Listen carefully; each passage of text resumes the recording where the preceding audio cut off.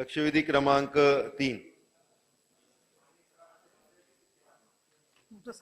सभापती महोदय, आज देशाला स्वातंत्र्य मिळून जवळपास 76 वर्ष झाली आणि आदिवासी समाजाने आपल्या संस्कृतीमुळे जगात एक वेगळी ओळख निर्माण केली.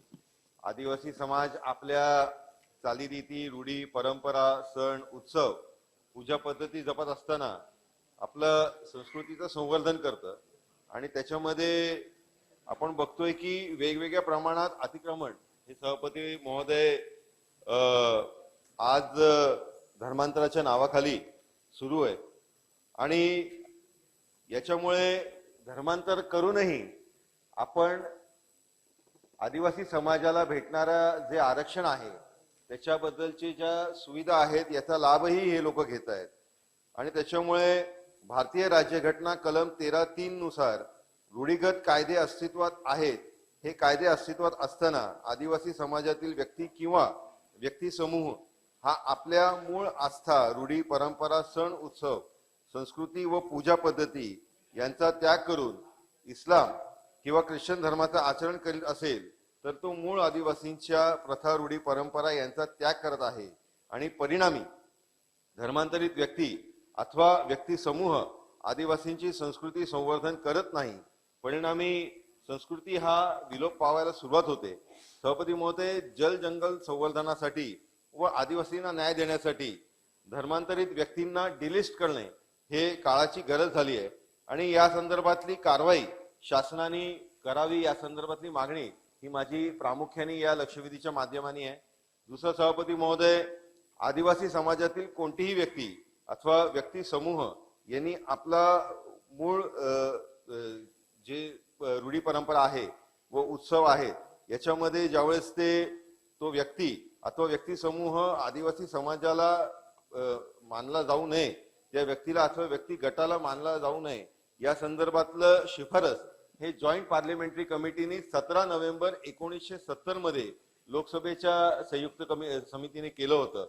त्याचबरोबर सभापती महोदय, राज्यघटनेतील कलम 341 अनुसार अनुसूचित जातीतील व्यक्तीने धर्मांतर केले तर त्याला अनुसूचित जातीचा असण्याची सोय, सवलती व आरक्षण हे लाभ भेटू नये या संदर्भातले विषय हे मी सभागृहात मांडतो आणि यासाठी सभापती महोदय संविधान दिनानिमित्त एक मोर्चाही मुंबईमध्ये निघाला होता. त्यांचीही या संदर्भातली मागणी आहे.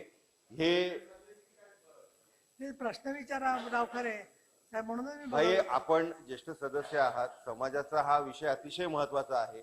आपल्याला लक्षात घेतलं पाहिजे की टप्प्याटप्प्याने आदिवासी समाज कमी होत चाललाय या धर्मांतरामुळे आणि आपण जर हा विषय सिरियसली घेतला नाही, कारण एकच लक्षवेधी आहे सकाळच्या सत्रामध्ये, त्याच्यामुळे याची ग्रॅव्हिटी काय आहे याची ग्रॅव्हिटी काय आहे हे मला सभागृहाला समजून देण्याची माझा हा एक प्रयत्न आहे. त्याच्यामुळे आपण थोडीशी संधी द्यावी. मंत्री महोदय त्याला न्याय देतील ही अपेक्षा आम्हाला आहे.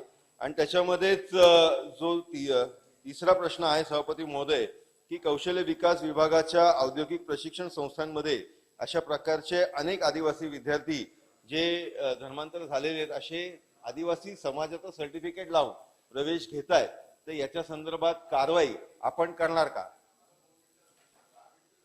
नाही, मी त्यांना म्हणतो तुम्ही म्हणायच्या अध्यक्ष महोदय, आज भारताला स्वतंत्र मिळून 77 वर्ष झालेले आहेत. आदिवासी समाजाने आपल्या संस्कृतीमुळे जगात वेगळी ओळख निर्माण केलेली आहे. अर्धा तास जास्त आपोआपच मिळाला असता ना. रामायण महाभारतापासून छत्रपती शिवाजी महाराज, महाराणा प्रताप, झाशीची राणी लक्ष्मीबाई, काल्यातरीन आदिवासी समाजाचा मोठा इतिहास व पराक्रम असता. निसर्गप्रेमीने आदिवासी समाजाने खेड्यापाड्यापासून 11% आसपास असून आरोग्य व अन्य सेवा देवाच्या नावावर आमिष दाखवून बळजबरी आदिवासीचे धर्मांतरण करण्यात येत असल्याची बाब निदर्शनास येण्याच्या वेळी आपल्या देशात येत आहे.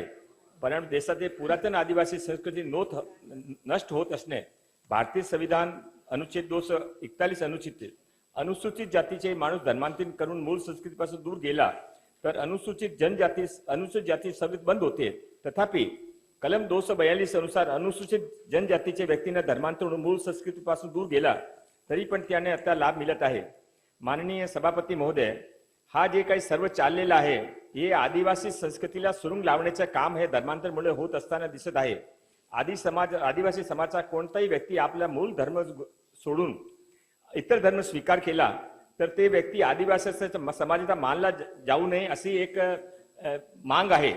माननीय सभापती महोदय, अशी शिफारिश पण 17 नोव्हेंबर 1969 रोजी लोकसभाच्या संयुक्त संसदीय समितीने केलेली होती.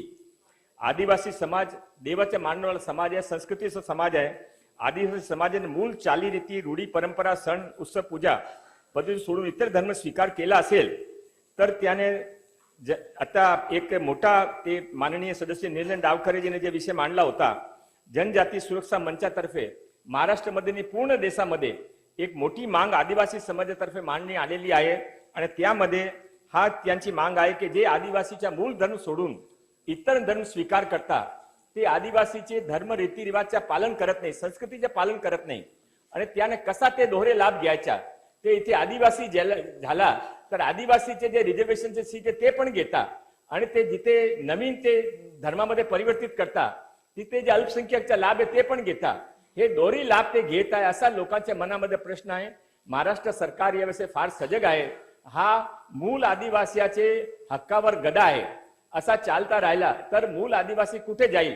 मूल आदिवासीचे बलजबरीचे धर्म परिवर्तन करून त्याने आमिष दाखवून ते हेल्थच्या आमिष, सुविधाचा आमिष दाखवता, ऍडमिशनचा आमिष दाखवता, लोक पैशाचा आमिष दाखवता आणि ते आपले साधारण आदिवासी माणूस बली पडतात.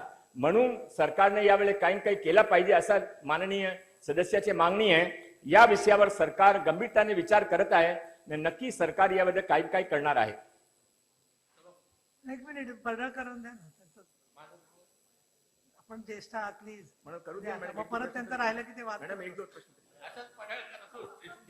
प्रेम वगैरेचा प्रश्न सभापती महोदया, सन्माननीय सदस्य निरंजन त्यांनी हा डावखरे विषयावरती लक्षवेधी साहेबांनी पूर्वी घेतली होती. अत्यंत महत्वपूर्ण विषय सभागृहामध्ये चर्चेला आणला आहे आणि माननीय सन्माननीय मंत्री महोदय यांनी सुद्धा सरकारची भूमिका ठामपणे मांडलेली आहे.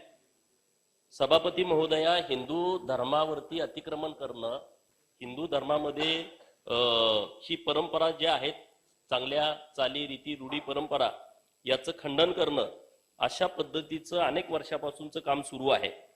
परंतु महाराष्ट्रामध्ये आदिवासी जमाती असतील, अनुसूचित जाती असतील, भटके विमुक्त असतील किंवा ओबीसी असतील, या सगळ्या संवर्गाला आरक्षण मिळतं. परंतु धर्मांतरणाचं प्रमाण मोठ्या प्रमाणामध्ये वाढायला लागलेलं आहे. वेगवेगळी आमिष दाखवायची, कुठं दवाखान्याचं सामाजिक आम्ही काम करतोय असं वातावरण तयार करायचं आणि तिथून परत लोकांना अडाणीपणाचा फायदा घेऊन, त्यांच्या गरिबीचा गैरफायदा घेऊन त्यांना धर्मांतर करायचं, असे प्रकार रोज घडत आहेत. आणि तुम्ही एका बाजूला आदिवासी जमातीचं तर संस्कृती एक वेगळी आहे, संस्कृती आहे जगामध्ये, एक वेगळं राहणसहान, चाली, रीती, रूढी, परंपरा ह्या वेगळ्याच आहेत आणि त्या जतन केल्या पाहिजेत. आणि म्हणून काही आदिवासी समाजाच्या आमदार महोदयांनी आणि जनजाती सुरक्षा मंचानी देशभर मागणी केलेली आहे की ज्यांनी धर्मांतरण केलंय तिकडे धर्मांतरण करायचं आणि दुसऱ्या बाजूला तुम्ही एसटीचा आरक्षणाचा लाभ घ्यायचा, इकडे धर्मांतरण करायचं आणि परत अनुसूचित जातीचा लाभ घ्यायचा, ओबीसीचा, भटके विमुक्तांचा लाभ घ्यायचा. तर या सगळ्या गोष्टी बंद झाल्या पाहिजेत. खरं तर आदिवासी समाजाच्या बाबतीमध्ये क्रांतीसूर्य बिरसा मुंडा यांना सुद्धा आदिवासी कुटुंबाने धर्मांतर करू नये अशा पद्धतीचं अभिप्रेत होतं. आदिवासी समाजाची संस्कृती लोकप्रिय आहे, आदिवासी माणसाची देवानुसार ओळख होते. जसे 2 मिनिटं, जसे 6 देव आहेत, 4 देव आहेत, आजही बडा देव म्हणजे महादेवाची पूजा केली जाते.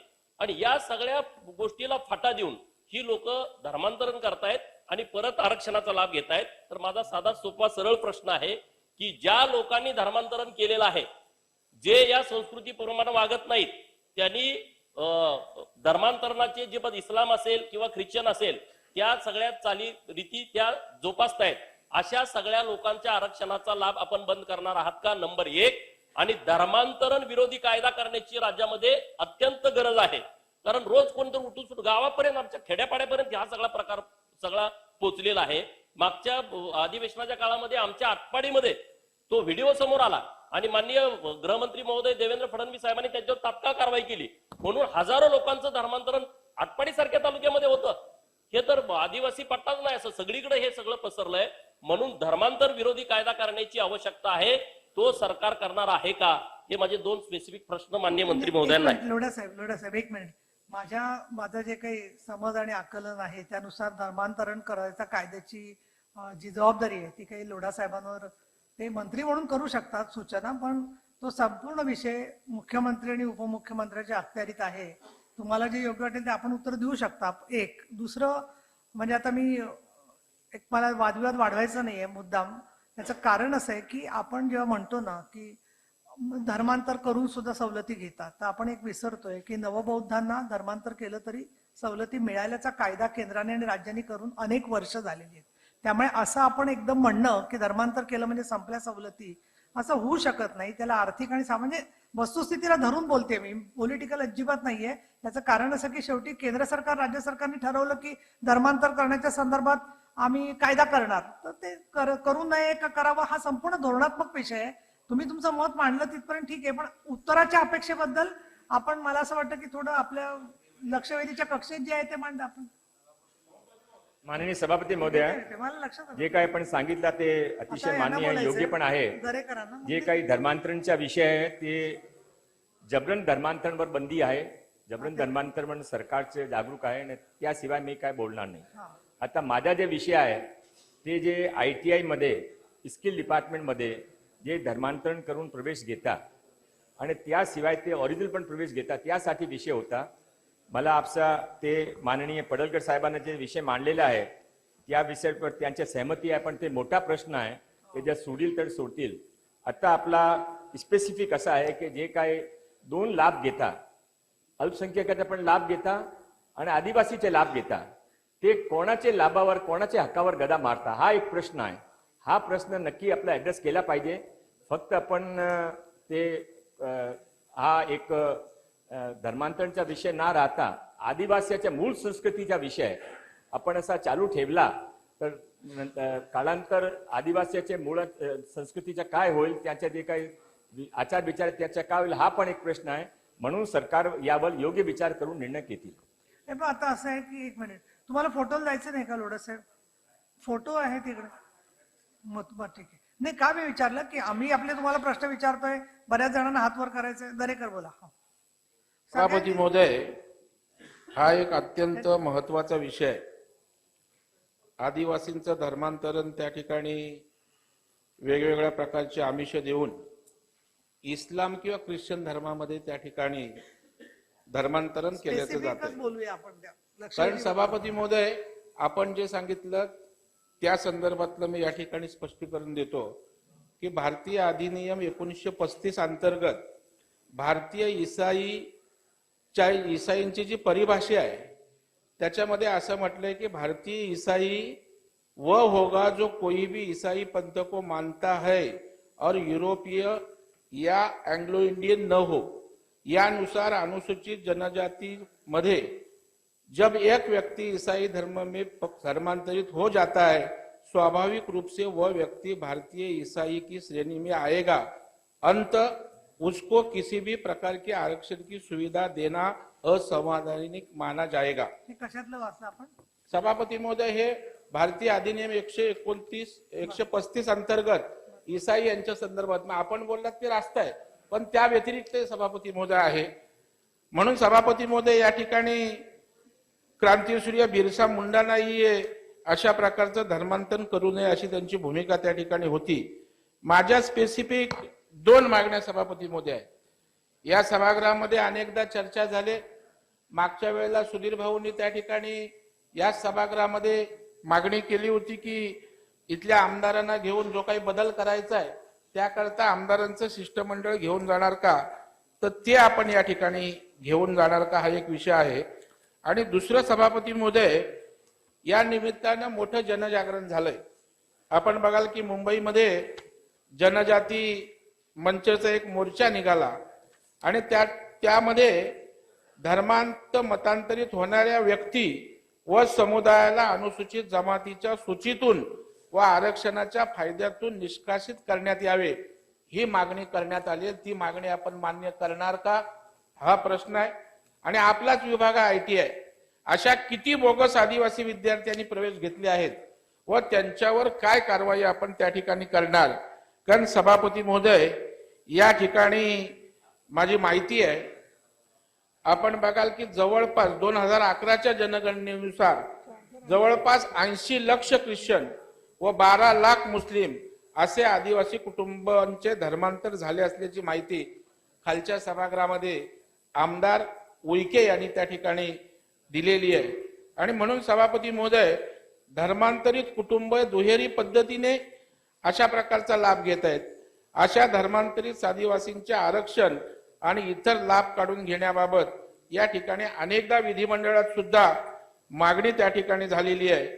आणि या धर्मांतरित कुटुंबांना लाभ न देण्याबाबत भारतीय संविधान कलम 342 मध्ये 341 कलमांमध्ये सुधारणा करण्याबाबत केंद्र सरकारकडे आपण शिफारस करणार आहात का?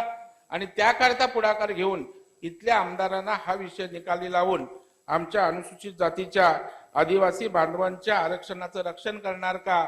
त्यांच्या हक्काचा न्यायाचा वाटा त्या ठिकाणी दुसरे घेणार नाही याची काळजी घेण्यासाठी काय करणार आहात? लोढा माननीय सभापती महोदय, माननीय ज्येष्ठ सदस्य श्री प्रवीण दरेकर साहेबांनी अतिशय चांगला मुद्दा मांडलेला आहे. माननीय सभापती महोदय, माझे जे समोरचे बसले त्याने पण मी रिक्वेस्ट करू इच्छितो, हा राजनीतिक प्रश्न नाही आहे. आपण कोणीही हा नकारू शकत नाही की आदिवासी संस्कृतीचे रक्षण केला पाहिजे. ते सरकारची ते जिम्मेदारी आहे की सरकार त्याने ते आदिवासी धर्म, आदिवासी रक्षण, आदिवासी संस्कृती त्याच्या पालनासाठी त्याने आपण ते जे काही मदत असेल ते मदत केली पाहिजे. आता आपण मी एक फक्त वाचून दाखवतो.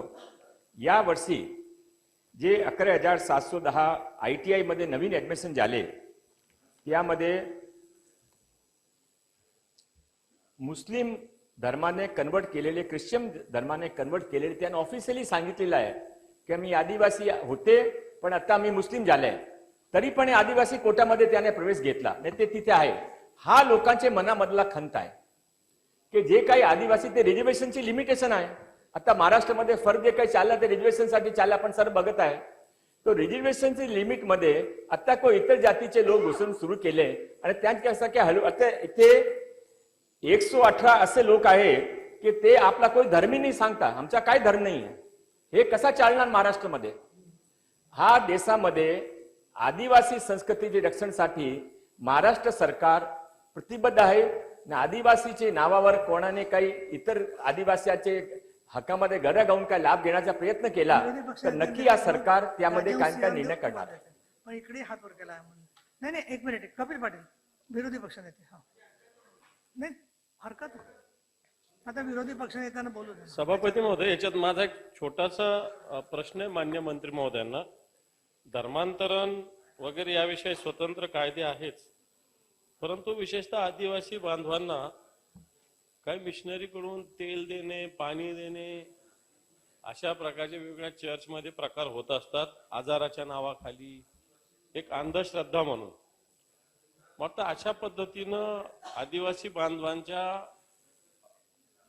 शिक्षण कमी असल्याचा एक हेतू साध्य करून मग अशा पद्धतीनं काही मिशनरी आणि काही संस्था काम करत असतात. विशेषतः तेल पाणी देणे आणि त्याच्यातून आजार बरं होणं, मग काही वेळेस लग्न जमणं असं सुद्धा सांगतात, मुलगा पास होणं असं सुद्धा सांगतात. मग याच्यावर सुद्धा कारवाई करण्यासाठी सरकार पाऊल उचलेल. महोदय, मैं विरोधी पक्ष नेते माननीय अंबासाहेब दानवेचे आभार मानतो की त्याने राजनीतीची पातळी सोडून एक अतिशय चांगला विषय चांगली रीतीने मांडला. त्यांच्या जे काही सुझाव आहे ते स्वीकार्य आहे. ते यावर जे काही बलजबरी प्रकारे ते धर्मांतरण होत आहे त्यावेळी त्यासाठी सरकार सजग आहे आणि त्यासाठी सरकार योग्य पावलं उचलणार. ठीक आहे. मला असं वाटतं स्पेसिफिक प्रश्न विचारल्यामुळे स्पेसिफिक उत्तर आलेलं आहे. राजहंसिंह, प्रवीणजी, राजहंसिंह, थोडा प्रत्येक सभासदांना मला थोडं द्या. तुम्हाला आदरणीय सभापती महोदय, पाटलांची हरकत आहे त्याच्यानंतर तुम्हाला देते. आदिवासी त्यांना देते ना. एक परंपरा है, एक संस्कृति है. जिस संस्कृति को धर्मांतर करके जो मूल आदिवासी हैं उनके रिजर्वेशन को लेने का काम जो दूसरे लोग कर रहे हैं उसका जतन करने का काम ये महाराष्ट्र सरकार का कर्तव्य है. मेरा प्रश्न ये है कि मंत्री जी उत्तर तो अच्छा दे रहे हैं, लेकिन इसके ऊपर ठोस कार्रवाई कब करेंगे, कब इसके ऊपर आप इम्प्लीमेंटेशन करना शुरू करेंगे? जब 1969 में ज्वाइंट पार्लियामेंट्री कमेटी ने यह सुझाव दिया है कि राज्यों ने इस प्रकार से करना चाहिए, तो इसके ऊपर ठोस कार्रवाई आप कब से करेंगे, मैं वो जानना चाहता हूं। माननीय राजनसनजीने जे विषय मांडला ते माझ्या पण मनाचा विषय आहे, पण जसा माननीय सभापती महोदयाने सुचवला की हा माझे खात्यामध्ये नाही आहे, म्हणून मी माननीय मुख्यमंत्री एकनाथरावजी शिंदे, माननीय उपमुख्यमंत्री माननीय देवेंद्रजी फडणवीस आणि उपमुख्यमंत्री अजित पवार साहेब यांच्या चर्चा करून या विषय कसं आपण पुढे जाऊ शकतात यावर योग्य निर्णय करून या सदनमध्ये मी ठेवू. ठीक आहे. कपिल पाटील. महोदया, त्यांनी हरकत घेतली. खडसे साहेब कपिल पाटलांची हरकत आहे. हरकत. कपिल पाटील उभे. धन्यवाद मी परवानगी दिली सभापती. त्यांना. खडसे साहेब सॉरी. सभापती महोदया, माननीय मंत्री महोदयांनी लक्षवेधीवर जे लेखी उत्तर दिलंय त्यालाही माझा आक्षेप आहे आणि आता त्याने जे उत्तर दिलं त्यालाही आक्षेप आहे. भारतीय संविधानाला हे सभागृह कटिबद्ध आहे, प्रतिबद्ध आहे. संविधानातील तरतुदींनी जे मूलभूत अधिकार दिलेले आहेत त्याच्याशी विसंगत कोणतीही भूमिका संविधानाची शपथ घेऊन सत्तेवर आलेल्या सरकारला घेता येत नाही. आणि मान्य मंत्री महोदय संविधानाचं तो उल्लंघन करतायत, पण लेखी उत्तरात भारतीय संविधान असं सांगतं आणि विशेषतः अनुसूचित जाती आणि जमातींच्या संदर्भामध्ये की धर्मावर आधारित कोणताही भेदभाव करता येत नाही आणि या देशामध्ये धर्माधारित सवलती मिळत नाही.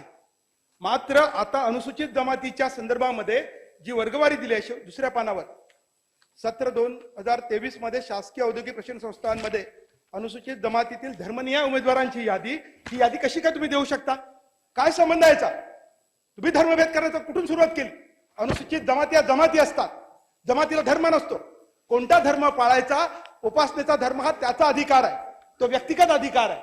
धर्माधारित प्रवेश दिल्याची यादी तुम्ही देता, लेखी देता, यावरच माझा आक्षेप आहे. हे सरकार धर्मावर आधारित भेदभाव करतं, हा माझा मुख्य आक्षेप आहे. नंबर 1. आणि नंबर 2 की जी मागणी लक्षवेधीत त्यांनी केली त्यांना अधिकार आहे सदस्यांना, मी त्याबद्दल आक्षेप घेत नाही.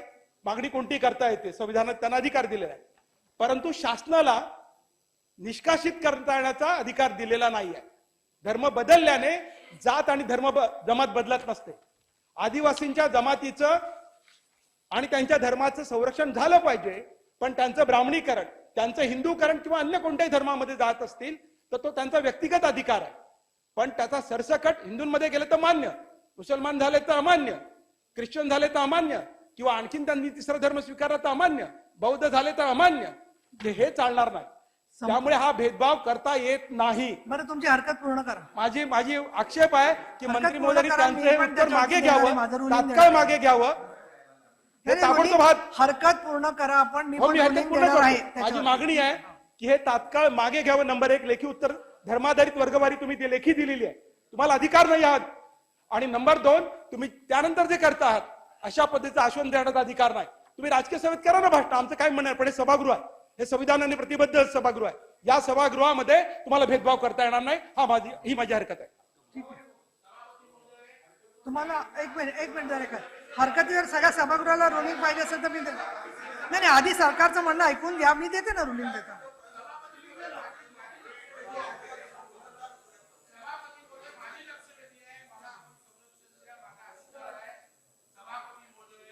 या ठिकाणी साहेब, सन्माननीय दरेकरजी, सभागृहाला असं वाटत असेल त्यांना की मी रुलिंग द्यावं त्याच्यावर, तर मुद्दा एकच आहे की उत्तरात काय आहे ते योग्य आहे की नाही याच्यावरती मंत्र्यांनी स्पष्टीकरण द्यायला पाहिजे. परंतु आपण जाती धर्मनिहाय विश्लेषणात आकडेवारी देऊ शकतो की नाही याच्यावर मी माझं रुलिंग देऊ शकते. तर त्याच्यामुळे दरेकर, तर तुम्हाला आधी प्रश्न विचारायचा, खरं तर यांनी स्पष्टीकरण दिलं असतं, त्यांच्या म्हणणं काय ते बरं झालं असतं आणि मग तुम्ही बोला असं मला वाटतं. धन्यवाद सभापती महोदय. माननीय सदस्य कपिल पाटील यांनी जे काही विषय मांडला आधी 4 लोकांना त्या बोलायचंय, फक्त मी 12:30 त्यांच्या वाजता माहितीसाठी संपायचंय. मी त्यांच्या चर्चा खोलीमध्ये जाणार नाही.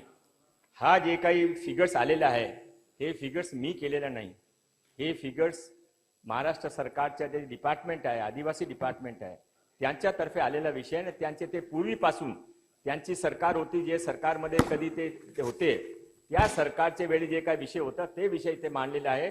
यामध्ये ते जे ऍडमिशन घेता त्याने स्वतःचे जाती धर्मच्या प्रत्येक मध्ये नोंद होती. त्यामध्ये त्याने लिहिलं आहे की मी मुस्लिम आहे, मी ख्रिश्चन आहे. मी काय करू त्यासाठी? अध्यक्ष महोदय, आम्ही काय काय बात देऊ? माननीय अध्यक्ष, माननीय सभापती महोदय, माननीय सभापती महोदय, कपिल पाटील साहेब तुम्ही बसा खाली. त्यांचं उत्तर द्यायला मी बोलतो. खोटा- अहो, पूर्ण करू दे ना. तुम्ही असं गोंधळ घालू नका. हे असं बरोबर नाहीये. ते कपिल पाटीलजी त्यांचं उत्तर पूर्ण होऊ द्या. त्याच्यानंतर मी आहे ना इकडे. असं नाही की तुम्ही एकमेकाशी लढताय दोघं. थांबा, बोला. हा. मूळ प्रश्न वेगळा आहे. मूळ प्रश्न माननीय अध्यक्ष महोदय वेगळा आहे. हा विषय थांबा हो दरेकर, चला भाई चला. माननीय सभापती महोदय, बरं, आता नका बोलू बसून. हा, चला थांबा जरा. आदिवासींचा विचार करा. चला. हा. माननीय सभापती महोदय, माननीय निरंजन डावखरे साहेबांनी अतिशय चांगली लक्षवेधी मांडली. हा समाजाचा प्रश्न आहे. त्यामध्ये राजनीती आणण्याचा कोणी प्रयत्न केला तर काही बरोबर नाही. हा फक्त असा प्रश्न आहे की जे मूळ आदिवासी संस्कृती आहे ज्यांच्या रक्षणासाठी सरकारची जबाबदारी आहेत की नाही, त्यांचे माझा फक्त असा विचार असा सांगायचे आहे की यामध्ये आपण काय जाती धर्मचा भेदभाव करत नाही. जे काही आपला कॉन्स्टिट्यूशन आहे, संविधान आहे, त्यामध्ये आपण काही संविधानच्या विरोध जात नाही. संविधान मध्ये जे काही निहित आहे ते चालू तेच सर्वोच्च आहे. म्हणून फक्त इथे असा प्रश्न आहे की जो दोन्ही लाभ घेतात ते हे काय संविधान मध्ये आहे का? काय आपण आदिवासीचा लाभ पण घ्यावा ना? मी एक मिनिट थांबा. माननीय सभापती महोदय, तुम्ही खाली बसा. माननीय सभापती महोदय, मला संरक्षण द्या. हे पहा, असं नाही चालणार वगैरे बोलायचं नाही. तुम्ही खाली बसा. त्यांचं उत्तर पूर्ण होऊ दे, त्याच्यानंतर मी रुलिंग देते. अहो पण ठीक आहे. अहो त्यांच्या उत्तरावरती तुम्ही बोला ना नंतर. तुम्ही अडवता का बोलताना? असं नाही बरोबर. नाही, सगळे खाली बसा. तुम्ही आधी कपिल पाटील तुम्ही खाली बसा. तुम्ही त्यांनी बोलल्यावरती आपल्या चर्चेसाठी हे सभागृह आहे का? आरडाओरडा करून त्यांचं तोंड तुम्ही लोकशाहीवादी आहात ना? मग बसा बरं खाली. चला, तुम्ही फार लोकशाहीवादी आहात. तुम्ही खाली बसा आधी. चला पूर्ण करा. महोदय, हा प्रश्न फार वेगळा होता. कोणाच्या कुटामध्ये काय मला काय माहित नाही. माझ्या फक्त असं मी अध्यक्ष महोदय, सभापती महोदय कन्क्लूड करतो. यासाठी इथे चर्चा जास्त होऊ नये म्हणून मी एक रिटायर्ड वाईस चान्सलरची अध्यक्षतेमध्ये एक समिती आपण निवडणूक करणार आहे. त्या सर्व फॅक्टरी स्टडी करून राज्य सरकारमध्ये ठेवतील. राज्य सरकार यावर योग्य निर्णय घेतील. एक मिनिट. कपिल पाटलांनी जो मुद्दा मांडला त्याचं मला जे वाटतंय ते अनुभवाच्या आधारे मी रुलिंग देऊ नको का खडसे साहेब? कारण परत कपिल पाटील नाराज राहिलेले मला आवडणार नाही. त्यांनी हरकत मांडलेली आहे आणि ती महत्वाची हरकत आहे, संविधानिक हरकत आहे त्यांची. पण मग तुम्हाला हरकतीवर बोलायचंय का? नाही ना. मग मी पण आता असं आहे की एका सदस्याने हरकत मांडल्यावर त्याच्यावरती मला स्पष्टीकरण देणं आवश्यक आहे त्याच्यामध्ये. त्यामुळे आणि मी सभापती स्थानावर आहे, त्यामुळे तुम्हाला थांबायला पाहिजे 2 मिनिटं तरी. ऐका आता, हे पण महत्वाचं असं की आपला आर्थिक पाहणी अहवाल येतो. आपण सगळेजण सभागृहात आहात. महाराष्ट्राचा आर्थिक पाहणी अहवाल येतो, केंद्राचा आर्थिक पाहणी अहवाल येतो. त्याच्यामध्ये लोकसंख्येच्या नुसार कुठल्या धर्माचे किती मुलं जन्माला आलेली आहेत याची माहिती असते ना, सेन्सस मध्ये असते. ते प्रश्न जो विचारला त्याची माहिती त्यांनी दिली. आणि दुसरं, अनुसूचित जाती जमातीच्या पैकी तुम्ही बोलाल तर अनुसूचित जाती जमातीमध्ये सुद्धा मुस्लिम समाजातले सुद्धा काही अनुसूचित जाती जमातीत समावेश करावा. उदाहरणार्थ खाटी असं आहेत त्याच्यामध्ये. त्यामुळे अशा वेळेला धर्माच्या आधाराने अनुसूचित जातीचा उल्लेख करता येत नाही. हा जो तुमचा आक्षेप आहे तो मला अयोग्य वाटतो. याचं कारण असं की अनेक सरकारच्या आर्थिक पाहणी अहवालामध्ये त्याच्याबद्दलचा समावेश केलेला असतो आणि त्यांनी ती मागणी केलेली आहे, त्याच्यानुसार त्यांनी ती दिलेले एक भाग. दुसरा भाग असा, मी परत सभागृहाला विनंती काय करते की धर्मांतर करायचं का करायचं नाही, काय करायचं, वैयक्तिक करायचं, सामूहिक करायचं, हा सगळा संपूर्ण तात्विक, वैचारिक, आध्यात्मिक विषय आहे सगळा. पण तसाच तो कायदा सुव्यवस्थेशी संबंधित विषय आहे. आणि सन्माननीय विरोधी पक्षनेते जे बोलले की प्रलोभन दाखवून धर्मांतर, ह्या मुद्दा जो आहे तो कायदा सुव्यवस्थेच्या दृष्टीने महत्वाचा आहे का नाहीये? आज मुलींचं ट्रॅफिकिंग होतंय का नाही होतंय काही ठिकाणी, ठीक आहे, अतिशयोक्त प्रमाणात थोडं त्याच्या एखाद्या पिक्चरमध्ये वगैरे येत असेल, पण या घटना घडताना आपल्याला दिसत आहेत. तर मला असं वाटतं की याचं गांभीर्य जाऊ नये या दृष्टीने निरंजन डावकर यांची जी लक्षवेधी आहे त्यामधल्या आदिवासींच्या संदर्भात त्यांना त्या सवलती देता येतात की नाही याच्याबद्दल दरेकरांनी अधिसूचना सुद्धा वाचलेली आहे. हो, आता त्याच्यावरती काय करायचं याच्यावर माननीय मंत्री महोदय मुख्यमंत्र्यांशी आणि उपमुख्यमंत्र्यांशी बोलून समिती करतायत. तर तिथे आपण सगळे ते आक्षेप आपले जे आहेत ते आपण जरूर नोंदवू. मुद्दा असा आहे की आदिवासींना त्यांनी तो फायदा घेतल्यामुळे बाकीच्या आदिवासींवर अन्याय होतो का, धर्मांतर केलेल्या आदिवासींना सुद्धा त्याच्या सवलती मिळाल्या पाहिजेत का काय, हा संपूर्णपणे धोरणात्मक मुद्दा आहे. याच्यावर आपल्याकडे जेव्हा चर्चा होईल त्यावेळेला आपण सविस्तर मतं मांडूया. पण अन्यथा याच्यावरून इथे वादविवाद तुम्ही करू नये असं मला वाटतं. तरी मी बोलायला परवानगी देते सगळ्या जणांना, पण दरेकर आता तुम्हाला शेवटची परवानगी देते मी आजच्या म्हणजे आता सत्रामध्ये, कारण इकडे खडसेंना बोलायचंय, अमोल मिटकरींना बोलायचंय, भाई जगतापांना बोलायचं, मग यांना मी कधी बोलायला देणार. बोला चला. सभापती महोदय, माझा स्पेसिफिक प्रश्नाचं उत्तर आलेलं नाही म्हणून मी आपल्याकडे विनंती केले. सभापती महोदय, आदिवासींना न्याय देण्यासाठी धर्मांतरीत व्यक्तींना डिलिस्ट करणं ही काळाची गरज झालेली आहे. माझी डिलिस्टिंगची मागणी आहे. आणि भाई, ही माझी मागणी नाही. काँग्रेसचे खासदार स्वर्गीय कार्तिकराव ठराव यांनी 1967 रोजी पहिल्यांदा संसदेमध्ये धर्मांतरण थांबवण्याचा डिलिस्टिंगचा विषय मांडला काँग्रेसच्या खासदारांनी. आणि त्या दिवसापासूनच धर्मांतरण केलेल्यांना अनुसूचित जमातीच्या यादीतून वगळण्यात यावे यासाठी खरे प्रयत्न सुरू झाले. आणि त्यामुळे जर धर्मांतर थांबले अथवा थांबवायचे असेल तर या ठिकाणी डिलिस्ट करणे ही जनजाती समाजाची गरज आहे. त्या संदर्भात आपण काय करणार आहात याचं उत्तर आलेलं नाही. ते उत्तर द्यावं. कमिटी नाही, त्या संदर्भात कमिटीचं करतील. आणि आमदारांना घेऊन जे खालच्या सभागृहामध्ये जे आश्वासन दिलं होतं त्या संदर्भात आपण या संदर्भात केंद्र सरकारशी संवाद साधून काय करणार आहात. आता मी खडसे साहेबांना बोलायला देणार आहे, पण ऐका, मी सगळ्यांना देणार नाही परवानगी. खडसे साहेब आणि भाई जगताप दोघांनाच देणार, कारण 12:25 मला संपवून पुढचं प्रश्नोत्तराचं सुरू करायचंय. तुम्ही थोडं माझ्याही अडचण लक्षात घ्या त्याच्यामध्ये. काय नाही बोलता. ज्येष्ठ सदस्य श्री प्रवीण दरेकर साहेबांनी जे मुद्दा मांडला त्यामध्ये आपण एक समिती जे रिटायर्ड व्हाईस चान्सलरची अध्यक्षतेमध्ये समिती गठीत करणार आहे, त्या समितीमध्ये आपण प्रत्येक दलाचे एक सदस्याने घेऊन किंवा ते संख्यानुसार घेऊन आणि ते समितीमध्ये हा विषय पहिले त्याने पण घेऊ, ते आपले सदस्य हा विषय आपण करून त्यामध्ये योग्य निर्णय करू. त्यांनी सांगितलं ना ते मुख्यमंत्री उपमुख्यमंत्री. खडसे साहेब बोला चला. कपिल पाटील आता थांबा तुम्ही. मी चर्चा ऐकतोय बऱ्याच वेळापासून. मुळामध्ये याच्यापेक्षा जास्त मी लोकशाहीवादी होऊ शकत नाही. आपण काही मत व्यक्त केलं, मंत्री महोदयांनी काही मत व्यक्त केलं. मुळामध्ये धर्मांतर करणं किंवा न करणं हा त्याचा फंडामेंटल राईट आहे, त्याचा अधिकार आहे, मूलभूत अधिकार आहे. माझा 2 प्रश्न या ठिकाणी आहे. एक तर जबरदस्तीने धर्मांतर होऊ नये. जर धर्मांतर बंदी कायदा मी 10 मिनिटासाठी वेळ वाढवते या चर्चेची. 10 मिनिटासाठी वेळ वाढवते नंतर. धर्मांतर बंदी कायदा आपण आणू शकत नसू, केंद्राच्या अधिकारात असेल किंवा आपल्या अधिकारात असेल. निंबाळकर साहेबांच्या शेजारी जबरदस्तीने धर्मांतर होऊ नये. जबरदस्तीने धर्मांतर होऊ नये, प्रलोभन दाखवून होऊ नये, गुंडागर्दी करून होऊ नये किंवा अशा स्वरूपाच्या काही प्रलोभन दाखवून होऊ नये यासाठी सरकार काही उपाययोजना करणार आहे का? कायदा केला पाहिजे. अशा रीतीने येतात, प्रलोभन दाखवतात आणि नंतर त्यांना धर्मांतर करण्यासाठी प्रवृत्त करतात, तर याच्यावर बंदी आणली गेली पाहिजे. यासाठी सरकार काही उपाययोजना करणार आहे का? एक. दुसरं असं आहे की आपण मुद्दा मांडला या ठिकाणी की जर बाय बर्थ म्हणजे जन्माने तो जर आदिवासी असेल तर त्याला आदिवासीच्या सवलती मिळणारच, त्या शेवटपर्यंत मिळणार. जर जन्माने असेल तर घटनेमध्ये लिहिलंय, राज्य घटनेची ते तरतूद आहे.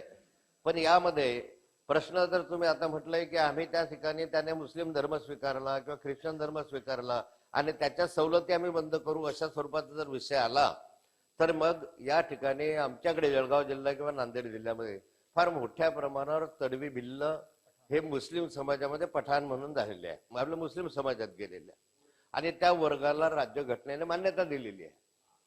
म्हणजे घटनेनं मान्यता दिलेल्या एसटी म्हणून तो मूळ भिल्ल आहे, तो आदिवासी आहे. आजही त्याच्या काही उत्तरावर पाहिलं तो हिंदू आहे, हिंदू तडवी भिल्ल असा लिहिला जातो आणि तो आदिवासींच्या सगळ्या सवलती घेतो जरी तो मुस्लिम असला. आता हे सगळं मुस्लिम धर्माचं पालन करत असताना ज्यावेळेस आपण असा जर निर्णय घेत असू तर मग या तडवी भिल्ल समाजाचा जो तडवी मुस्लिम झालेला आहे याच्याही सवलती बंद होण्याच्या दृष्टिकोनातनं तुम्ही करणार का? असे आपण करू शकणार नाही, कारण राज्यघटनेमध्ये तसे तरतूद आहे. म्हणजे त्याच्यामध्ये विसंगती निर्माण होईल, अनेक प्रश्न निर्माण होतील. या संदर्भामध्ये राज्य सरकारने जी भूमिका आहे ती अधिक स्पष्ट करण्याची आवश्यकता आहे. नेमकी भूमिका असली पाहिजे. राज्यघटनेमध्ये जी तरतूद आहे घटनात्मक अधिकार फंडामेंटल राईट आहे. मी जन्माला ज्या ठिकाणी ज्या जातीमध्ये आलो त्या जातीच्या आधारावर मला सवलती मिळतील, मला धर्माच्या आधारावर मिळणार नाही. त्यामुळे या सवलतीच्या संदर्भामध्ये जो काही योग्य निर्णय असेल तो घेतला पाहिजे. दुसरं, मी मगाशी सांगितलं हे धर्मांतर बंदच झाले पाहिजे. यासाठी प्रलोभन दाखवून जबरदस्ती करून असेल तर कठोर शिक्षेची तरतूद सरकार करणार आहे का? सभापती महोदय, माननीय ज्येष्ठ सदस्य एकनाथ खडसे साहेबांनी अतिशय चांगला विषय मांडला. आता माननीय दानवे साहेबांनी पण मांडला, आपण पण मांडला की जबरन धर्मांतरण, लोभ लालचे धर्मांतरण ते बंद केलं पाहिजे.